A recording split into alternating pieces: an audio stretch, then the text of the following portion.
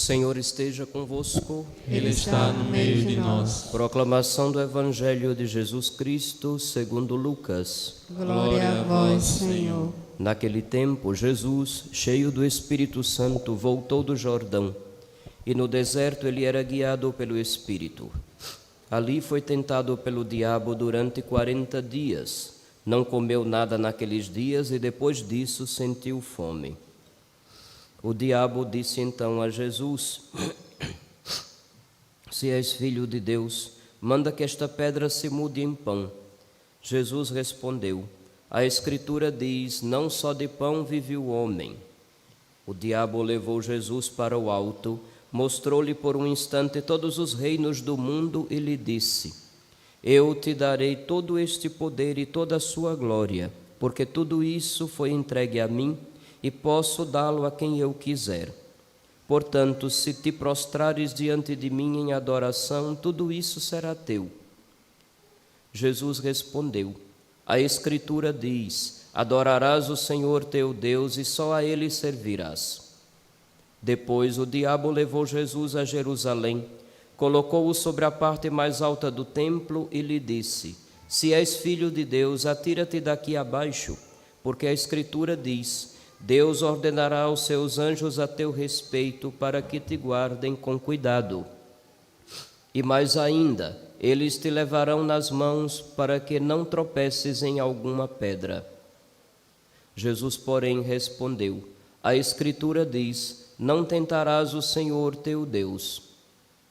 Terminada toda a tentação, o diabo afastou-se de Jesus para retornar no tempo oportuno. Palavra da salvação. Glória a vós, Senhor. Per evangelica dicta deleantur nostra delicta.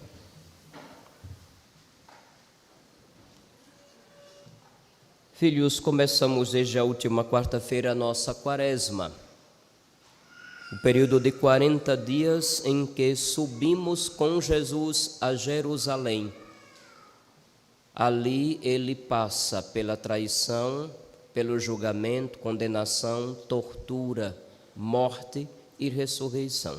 Paixão, morte e ressurreição. Para o povo do Antigo Testamento, a Páscoa era digamos assim, um momento chave em que Deus reuniu o seu povo e o tirou do Egito, da casa da escravidão. E começou um peregrinar pelo deserto para que este povo fosse educado e pudesse entrar na terra prometida. É por isso que a primeira leitura de hoje do Deuteronômio fala do brevíssimo credo de Israel.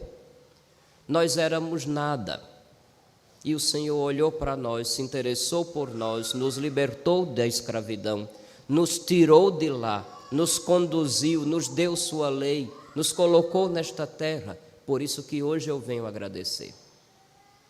Quem éramos nós se o Senhor não nos tivesse resgatado? Esta é a fé de Israel. A fé em Jesus Cristo não é muito diferente. Quem éramos nós se a graça de nosso Senhor Jesus Cristo não nos tivesse alcançado? Devemos fazer o mesmo questionamento. Cada um pode contar a história de um jeito diferente, mas todas as histórias terão algo em comum. Em algum momento o Senhor chegou e fez toda a diferença. Se a Páscoa era o essencial para o povo do Antigo Testamento, que era o tempo de preparação, imagine para nós o povo que já vive no tempo da realidade, que é Cristo. Aquela pedagogia que já recordei no passado, o antigo prepara para a realidade que é Cristo no Novo Testamento. Eu acho que vocês já estão perdendo os cabelos antes de me ouvir falar, né? Mas eu insisto, porque tem coisas que precisam ficar gravadas no nosso coração. E uma delas é essa. Depois que eu for embora, esqueçam de mim, mas não esqueçam disso que eu tenho dito. Esqueçam o mensageiro, mas não esqueçam a mensagem. Nosso Senhor Jesus Cristo, para realizar aquilo que no antigo apenas era preparação, também vai para o deserto, como Israel passou pelo deserto. Quais são as diferenças? Todos serão tentados, isso também é semelhança. A diferença é que Israel reclamou da fome e Jesus respondeu: não só de pão vive o homem. A diferença é que Israel cedeu à idolatria e escolheu outro Deus que fosse mais fácil de se manipular, o bendito bezerro de ouro. Enquanto Jesus respondeu: somente ao Senhor teu Deus adorarás. Israel foi soberbo, achando que tinha direitos, duvidou, tentou a Deus. Nas águas do rochedo de Massá, Massá no hebraico antigo significa literalmente tentação. E Meribá, queixa, reclamação. Reclamaram de Deus como se tivesse algum tipo de direito. Hoje em dia não é muito diferente, né? Quanta gente quer ter direitos diante de Deus e ainda quer forçá-lo. Ou fazer um tipo de troca igual comércio. Eu dei tanto de oferta, então minha bênção tem que ser grande. Já viram isso em algum lugar? Ah, não, aqui não acontece, né? É só na França. Pois bem, a diferença é que Cristo encarou as tentações e as venceu. O antigo preparou, mostrou o que o deserto reservava. Mas na realidade, que é Cristo, se vence a tentação. O que é ir para o deserto, que a gente poderia também pensar? Ir para o deserto é tomar um caminho para Deus. No meio de um mundo cheio de maldade, cheio de pecado, você se decidir por Deus é se colocar contra a corrente. Sabemos que isso é verdade. No meio do mundo, como nós o conhecemos hoje, tomar uma decisão onde se exige renúncia de si mesmo, dedicação ao próximo, especialmente aos mais pobres. Como isso vai ser entendido? Se não for uma resposta de amor a um Deus cujo amor nos alcançou primeiro, Ele nos alcançou. E quando somos amados, nós queremos amar. É natural. Quando uma pessoa, tendo sido amada, apenas procura tirar algum tipo de vantagem disso, seja ela material, emocional, social, não há amor nesta relação. Pode ter tido amor da primeira pessoa que fez o bem a este outro infeliz que só pensa no próprio umbigo. Mas geralmente quando a gente experimenta ser amado, é natural a gente querer estar à altura. E quando a gente percebe que este amor é tão grande, de alguém tão imenso como nosso Senhor é, só estaremos à altura, claro, dando os nossos passos, mas auxiliados por Ele. Diz lá no Evangelho de São Lucas, Jesus, cheio do Espírito Santo, voltou do Jordão e no deserto era guiado pelo Espírito. Quando tomamos, meus filhos, a decisão de seguir a nosso Senhor, o Espírito Santo vem em nosso auxílio e nós não estamos sozinhos nunca. É esta verdade que hoje precisa ser recordada, o primeiro domingo da Quaresma. Quando damos os passos para Deus, Ele também já está conosco, nos ajudando no caminho. E claro, quando nos colocamos com essa decisão na vida, o inimigo da nossa salvação começa a agir. Começa a agir tentando jogar na nossa cara que nós não somos capazes de percorrer aquele caminho, aquele deserto, que nós não somos capazes de Deus, que nós não somos capazes de uma existência a qual o Senhor nos convida e vai nos tentar. Como diziam os santos do passado, pela concupiscência da carne, pela concupiscência dos olhos e pela soberba de vida. As três coisas contra as quais nós precisamos lutar. Ainda na quarta-feira era nos recordado no Evangelho aquelas três formas unidas da gente se colocar em exercício de conversão na quaresma. Estão lembrados? A penitência, a oração, o jejum. São formas da gente vencer essas três coisas. Tentando na concupiscência da carne, se fala das necessidades do corpo. A primeira necessidade que o nosso corpo tem é de se alimentar. E é engraçado que o tentador começa fazendo uma provocação. Se és filho de Deus, então transforma a pedra em pão, satisfaz o desejo do teu corpo, da tua carne, com facilidade, já que você tomou umas escolhas que praticamente vai tornar isso mais complicado de acontecer. Então facilita. Se és filho de Deus, faz tal coisa. A concupiscência da carne. É bom lembrar, não apenas satisfazendo o corpo é que a gente vive. A gente vive também pelo Espírito e para o Espírito. Não é satisfazendo a necessidade somente desta vidinha, desse mundinho que passa, que a gente vive. É necessário também estar à altura das necessidades de uma eternidade que projeta a nossa existência para além. Depois a concupiscência dos olhos, que querendo ou não, leva as pessoas à idolatria. O que se vê, se quer. O que os olhos não veem, como é que diz o ditado? O que os olhos não veem, o coração não deseja. Quando eu saio, às vezes, e tenho que estacionar o carro em algum lugar, eu sempre peço para quem está comigo, não deixe suas bolsas e pertences visíveis. Porque o que os olhos não veem, a mão não quer pegar. Assim fica uma coisa mais prática, mais popular. É verdade. Está no carro com sua família, vai deixar uma bolsa, um objeto, bota embaixo do banco, bota na mala e feche, mas não deixe visível. O que os olhos não veem, a mão não quer pegar. É verdade.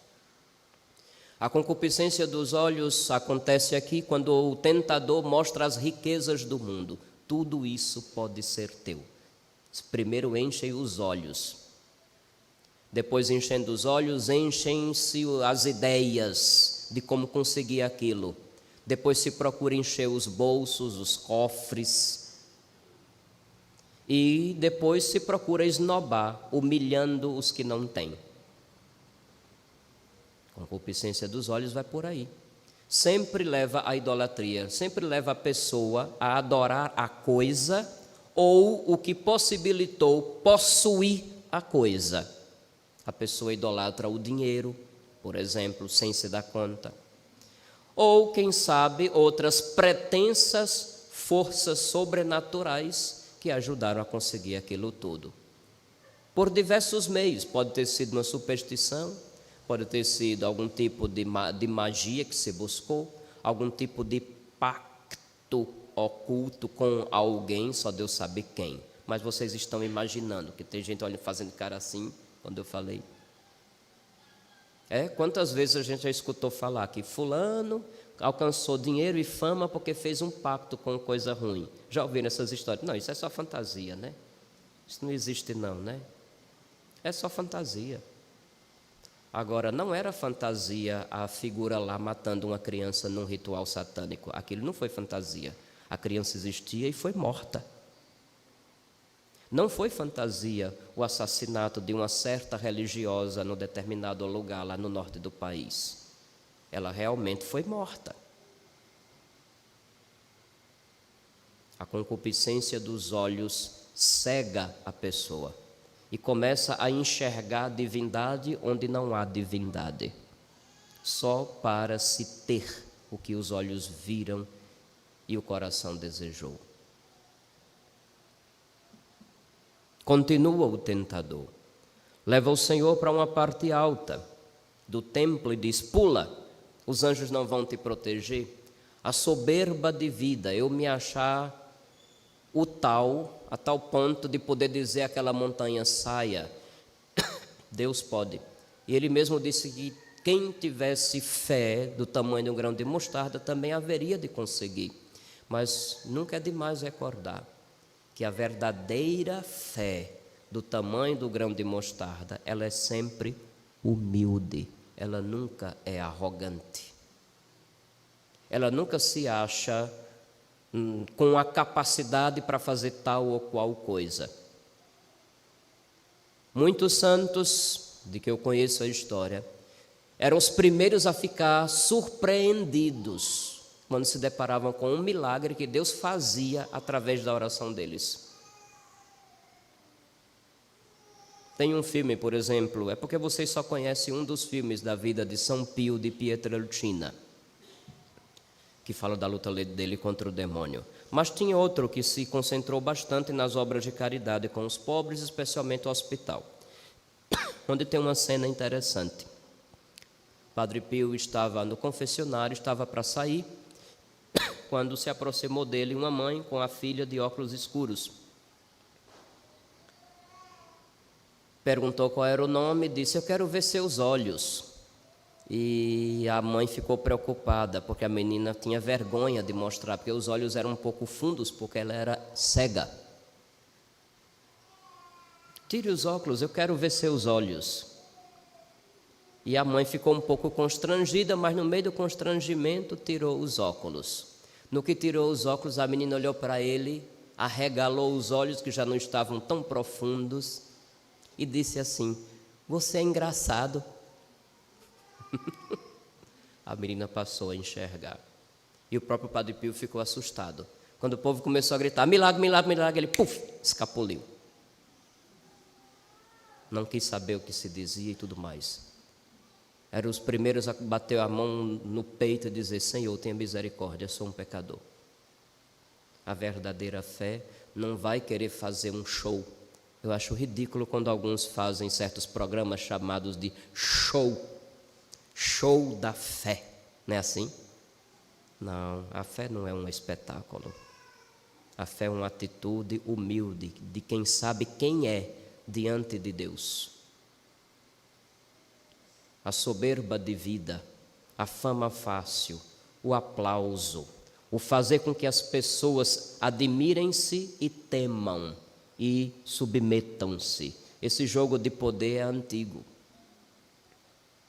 Até hoje, quem tem muito dinheiro ou poder social, econômico, político, vira e mexe, usa desse joguinho e corre o risco de se perder. Não é à toa que muitos que exercem o poder raramente procuram a Deus, porque já têm a si próprios. Olha quem é o político que vem à missa. Não, aqui não acontece, não é? Lá no Caribe. Observem.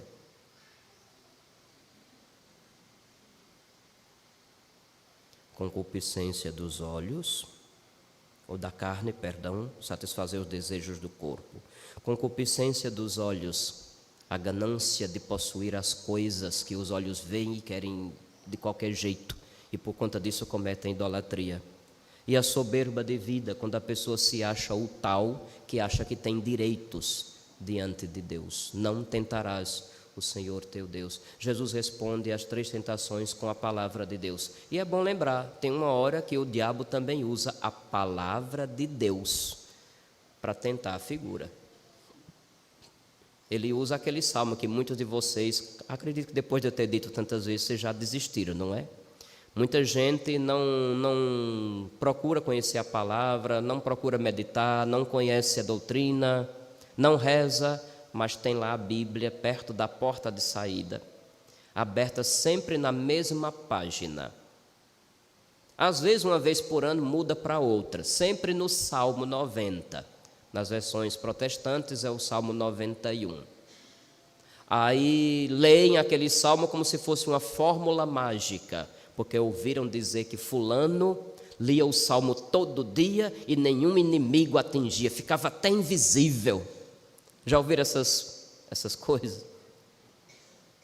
Então tem gente que vai lá, aí diz, aquele que habita na abrigo da tista, estou protegido, estou blindado, agora posso sair.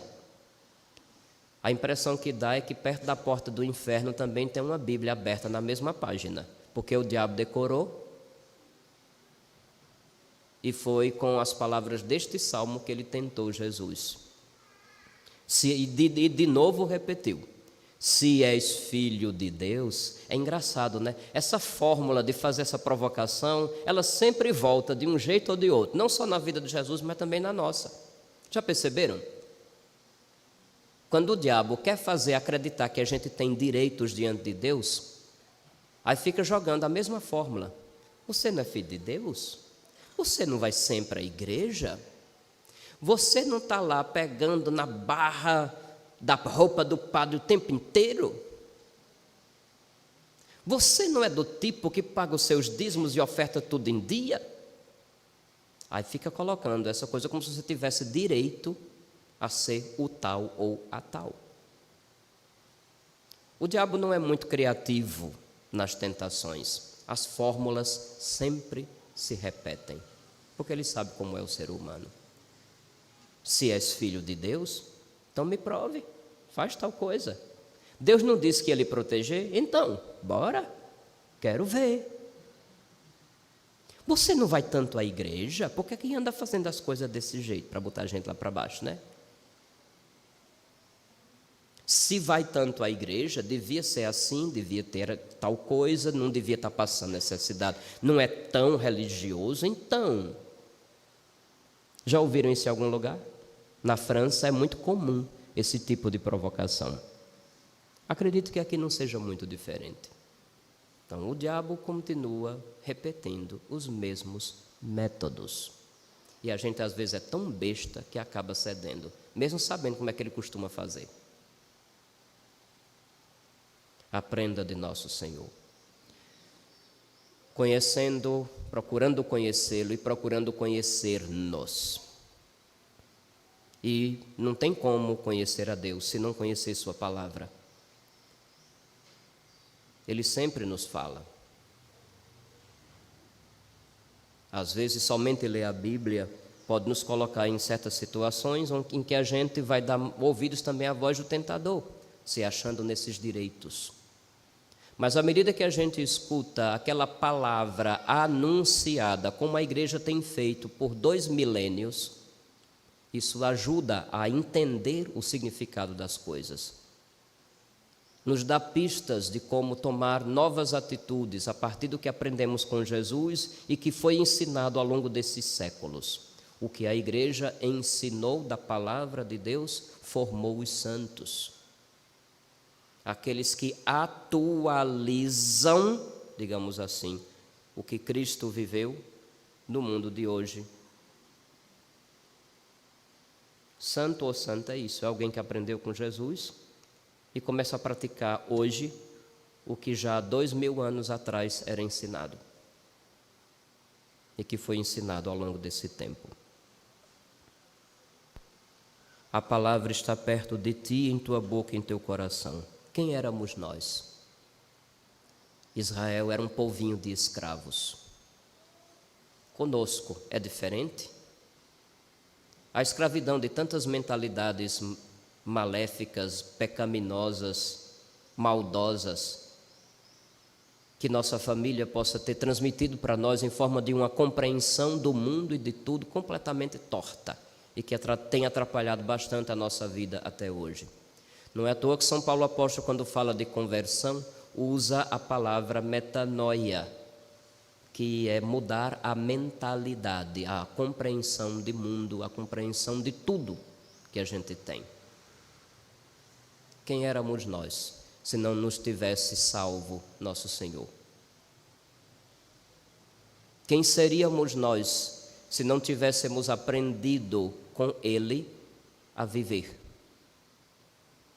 Que esse nosso caminho de Quaresma, esse nosso deserto, porque só é deserto quando tomamos uma decisão e nos deixamos guiar pelo Espírito. Aí é deserto. Por que deserto?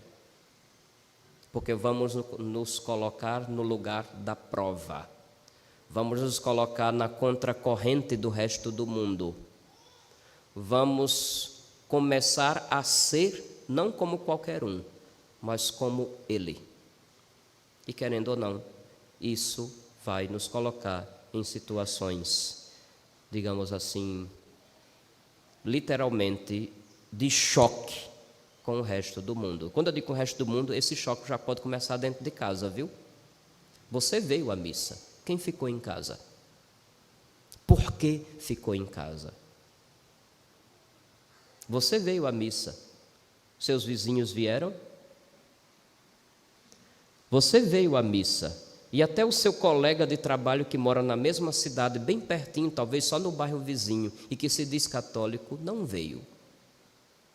Logo, tem gente que está escolhendo aprender a viver em outros lugares, com outros mestres. E quando a gente se decide a aprender com Jesus, aquele outro que faz a cabeça dos outros vai fazer de tudo para nos passar uma rasteira. Mas você não está sozinho, não. Porque a partir do momento que você decide, não, eu quero agir conforme Jesus, eu quero ser cristão, eu quero ser católico, eu quero ser conforme Deus, eu quero ser santo, eu quero o céu. Isso já é por influxo do Espírito Santo, ele já está com você. Toma a decisão e não desista. Conheça a palavra de Deus e saiba como fazer frente às investidas do tentador. Que a graça de Deus nunca nos falte, como geralmente Ele costuma fazer, sempre ao nosso lado.